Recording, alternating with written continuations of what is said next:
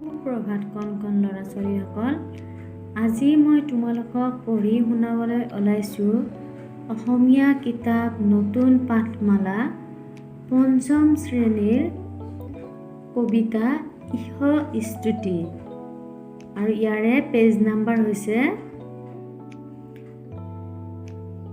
65 অৰ্থাৎ 65 আৰু কবিগৰাকীৰ নাম হৈছে তৰুণৰাম ফুকন। ইহ স্তুতি কবিতাটোৰ পাঠ নম্বৰ হৈছে 16।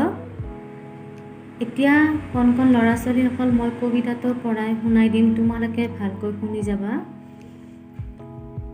ইহ স্তুতি। তোমাৰ মহিমা অসীম অপাৰ, বিশ্বৰ পালক তুমি, অতি কাৰুণিক পৰম দয়ালু, ধৰ্ম বিচাৰৰ স্বামী।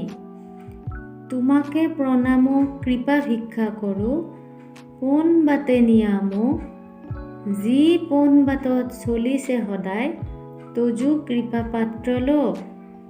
কপট পতিত যি পথত চলে, সি পথে নিনিবা মোক, নাইবা চলিছে যি পথত বহু, পথভ্ৰষ্ট যত লোক। কবিগৰাকীৰ নাম তৰুণৰাম ফুকন। গতিকে কণ ল'ৰা ছোৱালীসকল কবিতাটো ভালকৈ পঢ়িবা আৰু লিখি চাবা। আৰু মোৰ চেনেলটো যদি ছাবস্ক্ৰাইব কৰা নাই এতিয়ালৈকে প্লিজ ছাবস্ক্ৰাইব কৰি ল'বা।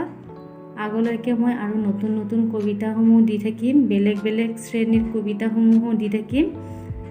গতিকে আজিলৈ ৰাখিছোঁ, বাই।